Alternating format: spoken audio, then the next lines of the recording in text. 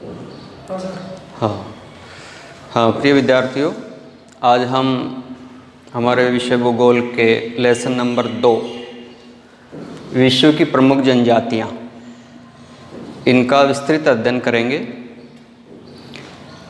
Lesson हमारा है, जैसे फर्स्ट लेसन के बारे में आपने मानव भूगोल का परिचय है, मानव भूगोल का विकास है, उसका विषय क्षेत्र है, उसकी प्रकृति है, इनके बारे में अध्ययन किया। मानव भूगोल का लेसन नंबर 2 है विश्व की प्रमुख जनजातियाँ। इसके अंतर्गत हम एक तो सभ्य मानव है, एक असभ्य मानव है। तो इस लेसन में हम मानव की एक ऐसी दशा है जो आज की सभ्यता से परे है, मूल संस्कृति के रूप में आज वो अपना जीवन जी रहा है। कठोर जलवायु, दुर्गम और अलग थलग स्थानों पर अपना जीवन यापन कर रहा है। ऐसे जो लोग होते हैं जिन्हें हम जनजाति कहते हैं। सबसे पहले लेते हैं जनजाति का परिचय।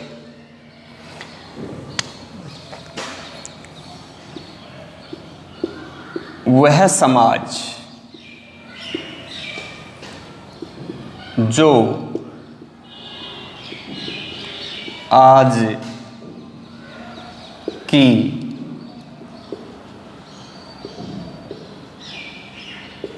आधुनिक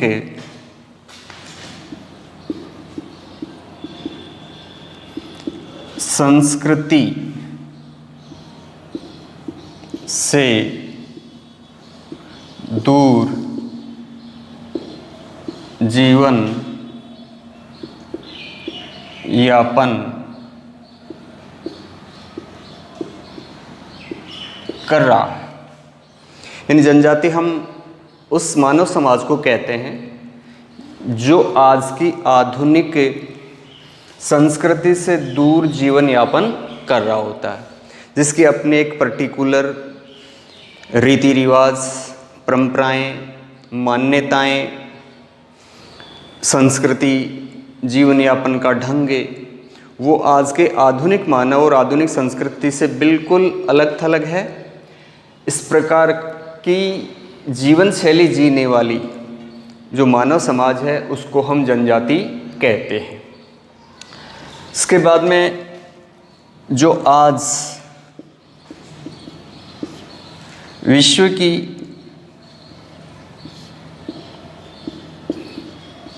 प्रमुख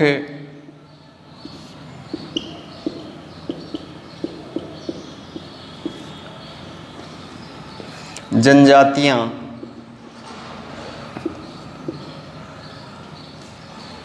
निम्न हैं। उनमें मुख्यतः इस लेसन के अंतर्गत हम, वैसे तो विश्व के अंतर्गत देखें तो हर एक देश के अंतर्गत लोग इस अवस्था के अंदर मौजूद हैं, आदिम अवस्था के अंदर मौजूद हैं। लेकिन बड़े स्तर पर अगर हम बात करते हैं तो विश्व के 6 स्थल ऐसे हैं जहाँ पर इस प्रकार की जीवन शैली के अंतर्गत आधुनिक समय में के अंदर भी ये लोग प्राचीन संस्कृति के अंतर्गत जी रहे हैं। और ऐसे जो क्षेत्र हैं और जो जनजातियां हैं उनका अध्ययन हम निम्नवत करने जा रहे हैं। मुख्यतः जो 4 हमारे सिलेबस के अंतर्गत जोड़ी गई हैं वो 4 हैं। इसके अंतर्गत पहले नंबर पर हम अध्ययन करेंगे ध्रुवीय क्षेत्र। ध्रुवीय, ठंडे क्षेत्र के निवासी, ये हैं एस्किमो।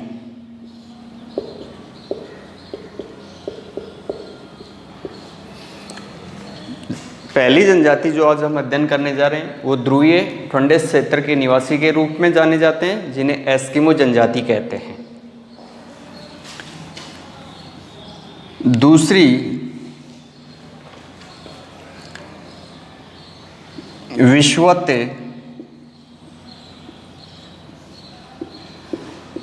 रेखीय क्षेत्र के निवासी। इसके अंतर्गत आते हैं पिग्मी, सेमांग और सकाई। इस ध्रुवीय ठंडे क्षेत्र के जो निवासी हैं इसके अंदर आती है एस्किमो जनजाति। विषुवत रेखीय क्षेत्र के जो निवासी हैं, जहाँ घने जंगल हैं, वन क्षेत्र के निवासी के रूप में जाने जाते हैं, इनके अंदर आती है पिग्मी, सेमांग और सकाई। तीसरी जो जनजाति है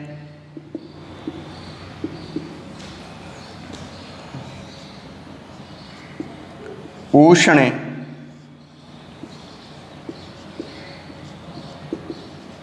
मरुस्थलीय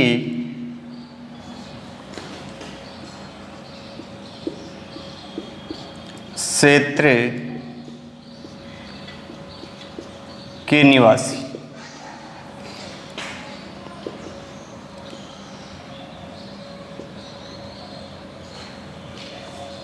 विश्व के अंतर्गत बड़े क्षेत्र मरुस्थलीय हैं।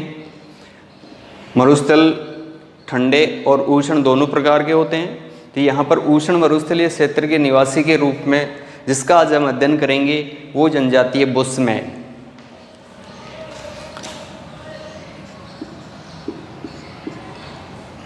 चौथे नंबर पे जिसका अध्ययन करने जा रहे हैं हम लोग वो दुर्गम पहाड़ी क्षेत्रों के निवासी। इसके अंतर्गत शामिल हैं भील, मीणा,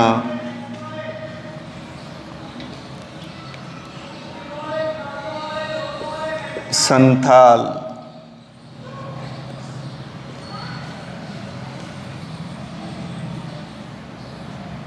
नागा एवं अन्य जनजातियां। तो विस्तृत रूप से आज हम ये 4 क्षेत्र हैं और इन 4 क्षेत्रों में 4 प्रकार की जनजातियां निवास करती हैं। इनका एक एक करके विस्तृत अध्ययन हम करेंगे। इन जनजातियों का जीवन शैली कैसी है, आर्थिक क्रियाकलाप कैसे हैं, सामाजिक जीवन कैसा है, आधुनिक संस्कृति से कितना इनके ऊपर प्रभाव पड़ा है और विश्व के साथ में ये कितना जुड़ पा रहे हैं, इन बिंदुओं को लेकर के एक एक जनजाति का हम यहाँ पर अध्ययन करेंगे। सबसे पहले लेते हैं हम लोग एस्किमो।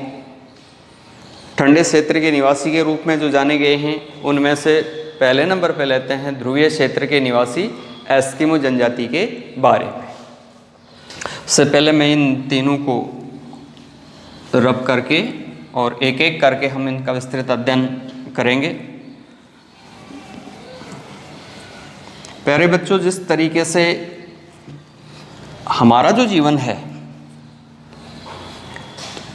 इस हमारे जीवन के तरह ही इन लोगों का जीवन शैली भी है, लेकिन इनमें और हमारे जीवन शैली के अंदर के बड़ा बदलाव देखने को मिलता है। तो एस्किमो के बारे में हम सबसे पहले अध्ययन करेंगे, जानेंगे कि ये किस प्रकार से हमारे से कुछ अलग थलग हैं, कुछ विशेष क्षेत्रों के अंतर्गत ये निवास करते हैं। क्योंकि मानव भूगोल का पक्ष है मानव के बारे में जानना।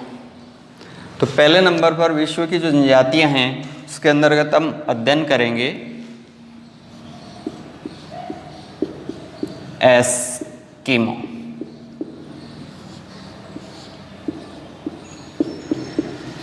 कई बार या पिछली पूर्व की क्लासों के अंदर भी हमने कुछ इस प्रकार की जनजातियों के बारे में एक बहुत छोटे से एक सारांशिक रूप में इनका अध्ययन हमने किया था। एस्किमो एस्किमो जो शाब्दिक अर्थ है उसका मतलब होता है कच्चा मांस खाने वाला।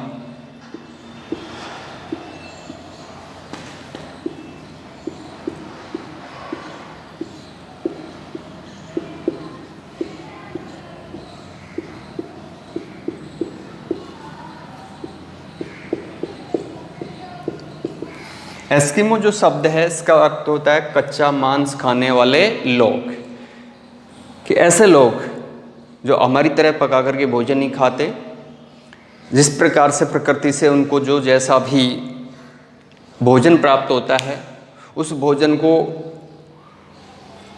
प्राप्त करते हैं अनेकों विधियों के द्वारा, फिर उसको सीधे रूप में ही चबा करके, पका करके या कच्चे रूप में आहार के रूप में उसे ग्रहण करते हैं। तो इसी आधार पर एस्किमो जो शब्द है इसका अर्थ होता है कच्चा मांस खाने वाले लोग।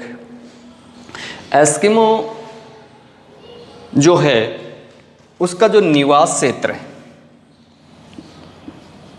ये लोग कहाँ निवास कर रहे हैं आज के युग में, अगर हम लोग इन्हें अध्ययन करें या ढूंढने जाएं तो ये विश्व में हमें कहाँ से मिल सकते हैं, किन क्षेत्रों के अंतर्गत ये आज रह रहे हैं। अगर हम इनको हमारे बुक में मानचित्र में देखेंगे तो एक बड़े और विस्तृत क्षेत्र पर एस्किमो लोगों का निवास दिखाया गया है। तो इनका जो निवास क्षेत्र है ये आर्कटिक क्षेत्र के नाम से जाना जाता है। इनका निवास क्षेत्र आर्कटिक क्षेत्र के नाम से जाना जाता है। आर्कटिक क्षेत्र भूगोल के विद्यार्थी अच्छे से मानचित्र के अंतर्गत हमने देखा है कि उत्तरी ध्रुव के आसपास का जो क्षेत्र है, जिसके अंदर उत्तरी कनाडा है, ग्रीनलैंड है, साइबेरियाई क्षेत्र है, ये इस आर्कटिक क्षेत्र के अंतर्गत या आर्कटिक प्रदेश के अंतर्गत शामिल किए गए हैं। अब आर्कटिक जो क्षेत्र है इसके अंतर्गत कौन कौन से महाद्वीपों के हिस्से आते हैं, तो इसके अंतर्गत उत्तरी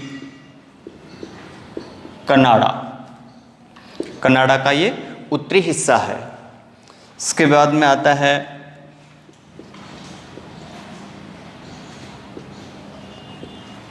ग्रीनलैंड, जो विश्व का सबसे बड़ा द्वीप है। ग्रीनलैंड में इनका निवास क्षेत्र है। इसके बाद में आता है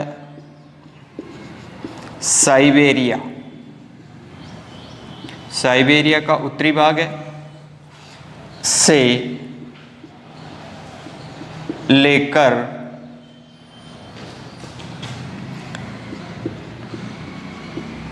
बेरिंग जल डमरू तक एस्किमो जनजाति का जो निवास क्षेत्र है, जिसमें आर्कटिक क्षेत्र के नाम से पूरे क्षेत्र को शामिल किया गया है या जाना जाता है। आर्कटिक क्षेत्र के अंदर कनाडा का उत्तरी भाग है, जो उत्तरी अमेरिका का उत्तरी भाग है, ये ग्रीनलैंड है। साइबेरिया जो एशिया महाद्वीप का उत्तरी भाग है, इससे लेकर के बेरिंग जलडमरू तक ये लोग निवास कर रहे हैं। इनको इन क्षेत्रों के अंतर्गत कई नामों से पुकारा जाता है, जैसे कनाडा के अंतर्गत या उत्तरी कनाडा में और ग्रीनलैंड में इनको, उत्तरी कनाडा और ग्रीनलैंड में इन लोगों को कहते हैं एस्किमो। यहाँ पर इनको एस्किमो के नाम से जानते हैं दोनों प्रदेशों के अंतर्गत। साइबेरिया है, उस साइबेरिया के अंतर्गत इनको सैमोयड, साइबेरियाई क्षेत्र में इन्हीं एस्किमो लोगों को, ये अलग नहीं है, एस्किमो ही है, लेकिन इनको क्षेत्र विशेष पर अलग नाम से पुकारा जाता है। तो साइबेरियाई क्षेत्र में सैमोइड कहते हैं इन्हें, जिस प्रकार से उत्तरी कनाडा और ग्रीनलैंड में इन्हें एस्किमो के नाम से जानते हैं, ठीक उसी प्रकार से यही लोग हैं, इनको सैमोइड के नाम से पुकारा जाता है। तो ये एस्किमो लोगों का निवास क्षेत्र है। बहुत बार है जो मानचित्र के अंतर्गत भी इनको प्रदर्शित किया जाता है।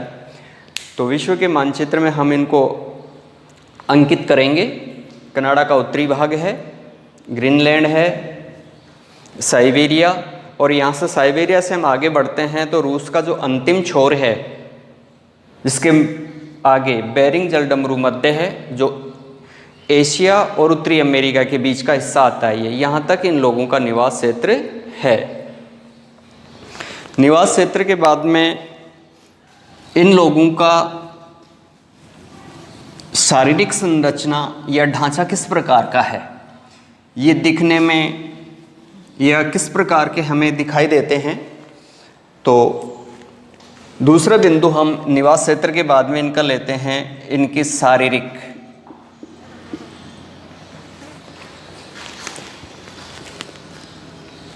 शारीरिक संरचना किस प्रकार की है।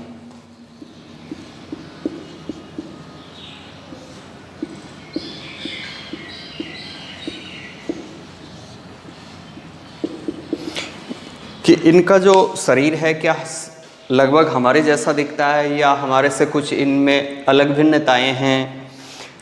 तो शारीरिक संरचना के अंतर्गत,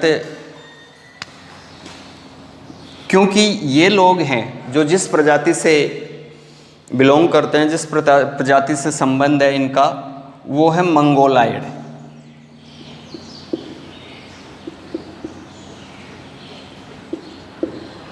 ये मंगोलाइड प्रजाति से जुड़े हुए हैं।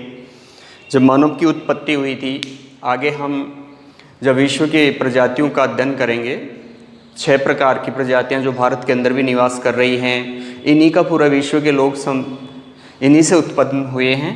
तो मंगोलाइड प्रजाति ये मूलतः इनके जो वंशज हैं वो मंगोलाइड प्रजाति से उत्पन्न हुए हैं। तो ये मंगोलाइड प्रजाति की जो शारीरिक संरचना जो आज भी है वो है चेहरा इनका सपाट एवं चौड़ा, आंखें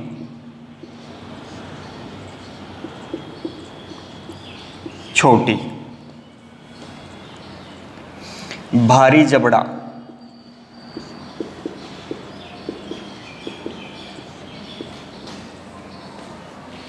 मोटे होठ,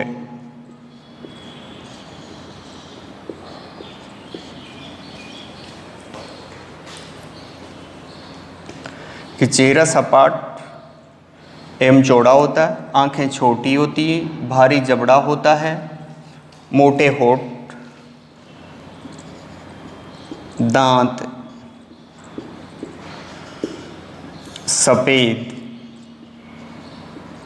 एवं मजबूत होते हैं।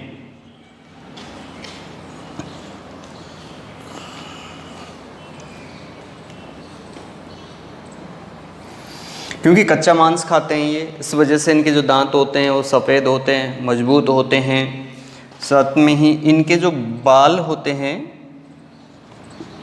बाल काले एवं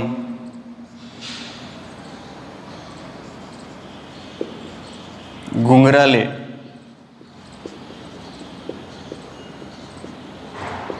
होते हैं।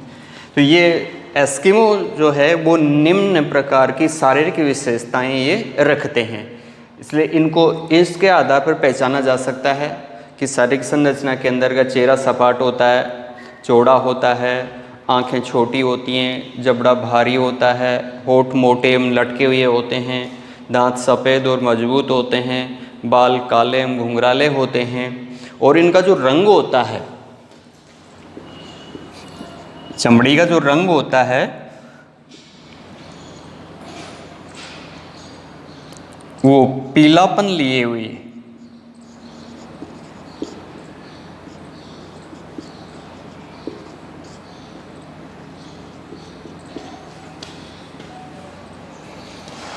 होता है। पीलापन लिए हुए अर्थात यूँ कह सकते हैं थोड़ा गौर वर्ण मुख्यतः इनकी शारीरिक विशेषताएं हैं। कई बार एक नंबर का प्रश्न है, बोर्ड एग्ज़ाम के अंदर भी शारीरिक संरचना को लेकर के पूछा जाता रहा है, चाहे वो एस्किमो हो, बुशमैन हो या अन्य आने वाली जनजातियां हों, उनके शारीरिक संरचना के ऊपर भी प्रश्न बनते रहे हैं। तो मुख्यतः ये शारीरिक संरचना है। कुछ एक ऐसे है कि बुशमैन का अध्ययन जब हम करेंगे तो कुछ शारीरिक संरचना इनसे हल्की फुल्की मिलती जुलती मिलेगी, लेकिन काफ़ी कुछ भिन्नता और अलग लिए हुए होते हैं ये। तो निवास क्षेत्र हुआ, निवास क्षेत्र के बाद में इनकी शारीरिक संरचना हुई। शारीरिक संरचना के बाद में हम लेते हैं कि जहाँ पर ये लोग निवास कर रहे हैं वहाँ का वातावरण किस प्रकार का है, वहाँ की जलवायु कैसी है और किस प्रकार की जलवायु के अंतर्गत ये अपना जीवन यापन कर रहे हैं।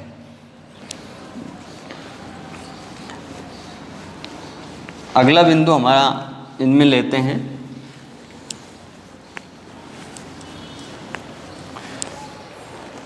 जलवायु। एस्किमो क्षेत्र की जलवायु किस प्रकार की है, क्या वहाँ की जलवायु विश्व के अन्य क्षेत्रों विशेष से मिलती जुलती है, हमारे से मिलती है या अलग थलग है। तो हम जलवायु की बात करते हैं थर्ड स्टेज के ऊपर।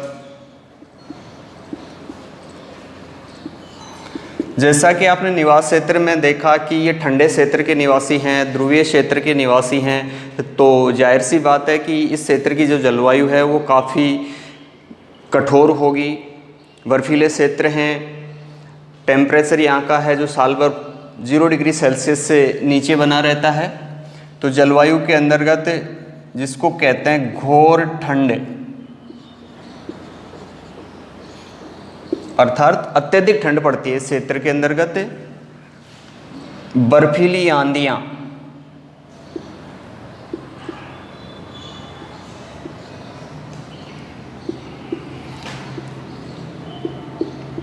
सर्दियों के अंतर्गत यहाँ पर बर्फीली आंधियाँ चलना एक आम बात है।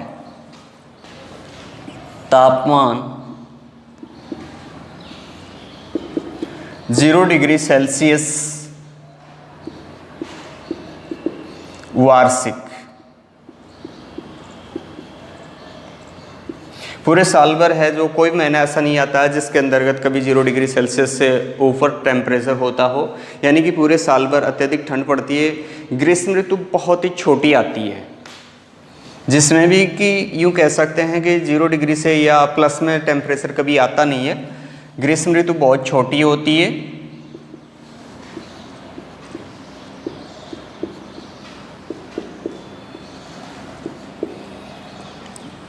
कि घोर ठंड पड़ती है, बर्फीली आंधियाँ चलती हैं इस ऋतु में।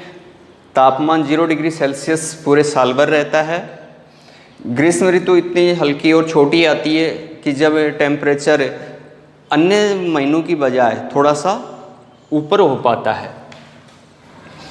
ये यहाँ के जलवायु की विशेषताएं हैं। इसके अलावा अगर हम यहाँ की बात करें कि वनस्पति, ये सारे बिंदु हमारे सिलेबस से जुड़े हुए हैं।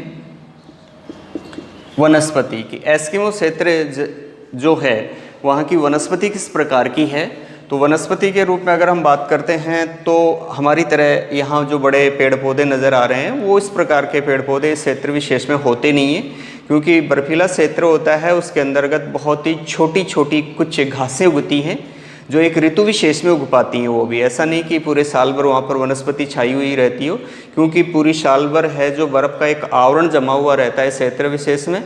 जब गर्मी की एक छोटी ऋतु आती है लगभग 2 महीने के लिए, इस ऋतु के अंतर्गत बर्फ़ जब पिघलती है तो बर्फ़ के नीचे से कुछ छोटी छोटी हल्की घासें वो पनप पाती हैं, जिनको कि यहाँ पर नाम से जाना जाता है काई, लीचन, जो एक सफ़ेद फूलों वाली घास उगती है। तो मुख्यतः यहाँ के वनस्पति के लिए जाने तो केवल यही 2 प्रकार की यहाँ पर वनस्पति उग पाती है जो प्राकृतिक रूप से उगती है, जिनमें काई और लीचन, ये यहाँ की वनस्पति है। इसके बाद में यहाँ के जो जीव जंतु हैं उनकी बात करते हैं कि जहाँ का वातावरण बहुत कठोर हो, वनस्पति जहाँ पर हो नहीं, ऐसे क्षेत्र विशेष के अंतर्गत जो जीव जंतु हैं या वहाँ के जो पशु हैं वो किस प्रकार के होते हैं। तो जीव जंतु भी वैसे ही होंगे जो बर्फीले क्षेत्रों के अंतर्गत रहते हैं, जिसके अंतर्गत बात करें तो यहाँ ध्रुवीय भालू, ध्रुवीय सफ़ेद भालू होता है, खरगोश होता है, और एक विशेष प्रकार का जो जानवर इस क्षेत्र विशेष में पाया जाता है जिसको कि यहाँ जाना जाता है कैरी बाऊ, जिसको हम यहाँ पर जानते हैं रेंडियर के नाम से। यहाँ स्थानीय भाषा में उसको कैरी बाऊ कहते हैं, जबकि हम उसको रेंडियर के नाम से जानते हैं। कुछ पक्षी होते हैं जो विशेष किस्म के और विशेष प्रजाति के यहाँ पर पाए जाते हैं, बाकी मुख्यतः, और कुछ होती है यहाँ पर बड़े रूप में मछलियाँ।